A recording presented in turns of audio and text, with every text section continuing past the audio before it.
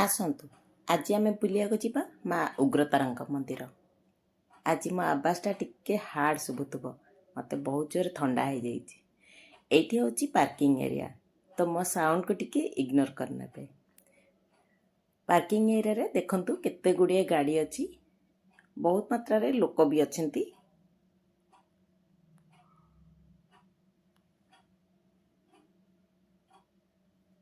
ଏଇ ରାସ୍ତା ଦେଇ ଆମେ ମନ୍ଦିରକୁ ଯିବା।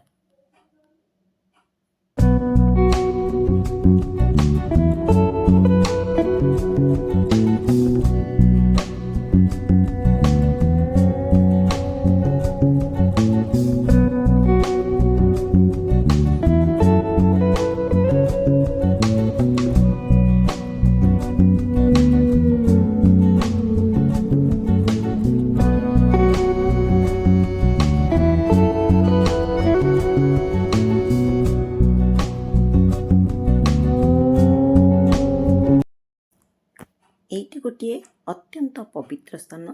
ଏଠାରେ ମା ଉଗ୍ରତାରାଙ୍କ ଦର୍ଶନ କଲେ ମନୋକାମନା ପୂରଣ ହୁଏ ବୋଲି ଭକ୍ତମାନଙ୍କର ବିଶ୍ୱାସ।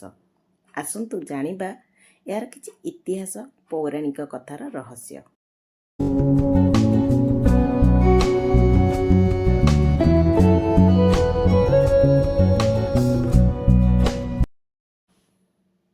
ମା ଉଗ୍ରତାରା ମନ୍ଦିର ଅବସ୍ଥିତ ଅଛି ଓଡ଼ିଶାର ଭୂଷଣ୍ଡପୁର ନିକଟରେ। ଏହା ଖୋର୍ଦ୍ଧା ଡିଷ୍ଟ୍ରିକ୍ଟରେ ଅବସ୍ଥିତ ଏବଂ ଭୂଷଣ୍ଡପୁର ଠାରୁ ପ୍ରାୟ 70 କିଲୋମିଟର ଦୂରରେ ଅଛି।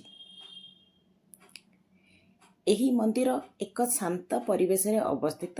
ଚାରିପାଖରେ ପ୍ରକୃତିର ସୁନ୍ଦର ଦୃଶ୍ୟ ଦେଖିବାକୁ ମିଳିବ।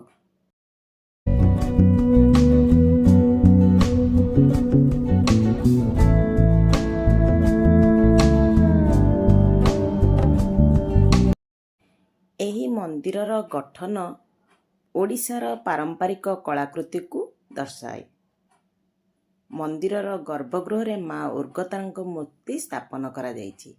ମୂର୍ତ୍ତିଟି ଦେଖିବାକୁ ଅତ୍ୟନ୍ତ ଶକ୍ତିଶାଳୀ ଓ ଭକ୍ତମାନଙ୍କ ମନରେ ଭକ୍ତି ଓ ଶ୍ରଦ୍ଧା ଜଗାଏ। ମନ୍ଦିରର ପାଖରେ ଅନ୍ୟାନ୍ୟ ଛୋଟ ଛୋଟ ଦେଉଳ ମଧ୍ୟ ରହିଛି।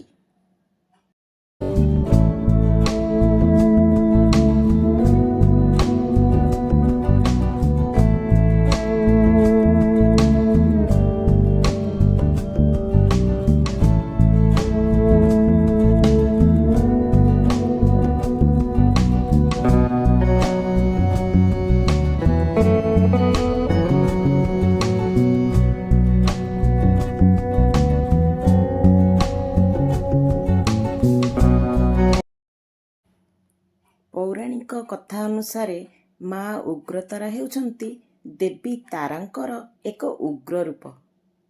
କୁହାଯାଏ ଯେ ପ୍ରାଚୀନ କାଳରେ ଏହି ସ୍ଥାନରେ ଋଷିମାନେ ତପସ୍ୟା କରୁଥିଲେ। ସେତେବେଳେ ଦେବୀ ତାରା ଉଗ୍ର ରୂପ ଧାରଣ କରି ଭକ୍ତମାନଙ୍କୁ ରକ୍ଷା କରିଥିଲେ। ଏହି କାରଣରୁ ଏହି ସ୍ଥାନଟିର ନାମ ହେଉଛି ଉଗ୍ରତାରା। ଭକ୍ତମାନେ ଏଠାରେ ଆସି ମାଙ୍କୁ ପୂଜା କଲେ ଦୁଃଖ, ବିପଦ ଓ ଅସୁବିଧା ଦୂର ହୁଏ ବୋଲି ବିଶ୍ୱାସ କରାଯାଏ।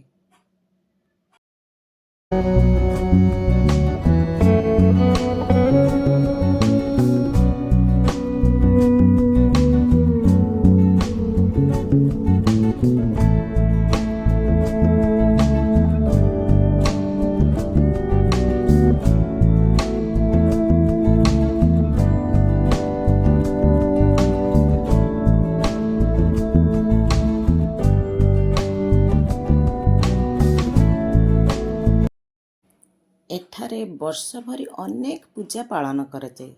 ମାଙ୍କର ସବୁଠାରୁ ବଡ଼ ପୂଜା ହେଉଛି ଦୁର୍ଗା ପୂଜା, କାଳୀ ପୂଜା।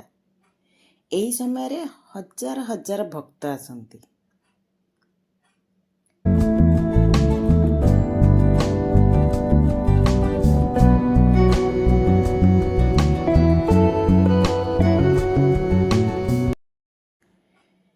ମା ଉଗ୍ରତାରାଙ୍କୁ ଶକ୍ତି ଓ ସାହସର ପ୍ରତୀକ ବୋଲି ମନେ କରାଯାଏ ବା ମାନନ୍ତି ଲୋକମାନେ। ଭକ୍ତମାନେ ନିଜ ଇଚ୍ଛା ପୂରଣ ପାଇଁ ଏଠାରେ ପ୍ରାର୍ଥନା କରନ୍ତି। ଅନେକ ଲୋକଙ୍କ କଥା ଅନୁସାରେ ମାଙ୍କ ଆଶୀର୍ବାଦରେ ସେମାନଙ୍କର ଜୀବନର ସମସ୍ୟା ଦୂର ହୋଇଯାଏ। ଏହି କାରଣରୁ ଏହି ମନ୍ଦିରର ଓଡ଼ିଶାରେ ଏକ ପ୍ରମୁଖ ଶକ୍ତିପୀଠ ଭାବରେ ଗଣିତ।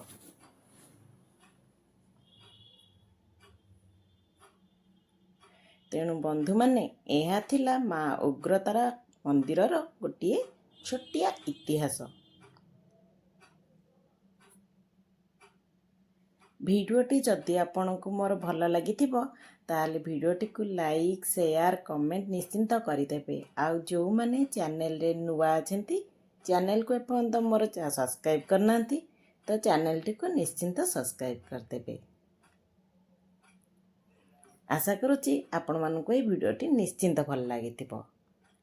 ଏଇ ଟାଇପ୍ର ଭିଡ଼ିଓ ମୋ ଚ୍ୟାନେଲରେ ଦେଖିବାକୁ ଚାହୁଁଛନ୍ତି ଯଦି ବେଲ୍ ବଟନ୍ଟିକୁ ବି କ୍ଲିକ୍ କରିଦେଇଥିବେ, ତାକି ମୁଁ ଯେଉଁ ନୂଆ ଭିଡ଼ିଓ ଛାଡ଼ିବି ସେ ପ୍ରଥମେ ଯାଇକି ଆପଣଙ୍କ ପାଖରେ ନୋଟିଫିକେସନ୍ ପହଞ୍ଚିଯିବ। ତ ଭିଡ଼ିଓଟିକୁ ମୁଁ ଏଇଠି ରଖୁଛି। ନେକ୍ସଟ ଭିଡ଼ିଓ ବହୁତ ଶୀଘ୍ର ନେଇକି ଆସିବି ଆପଣମାନଙ୍କ ପାଇଁ। ସେ ପର୍ଯ୍ୟନ୍ତ ରହିଲି। ଜୟ ଜଗନ୍ନାଥ।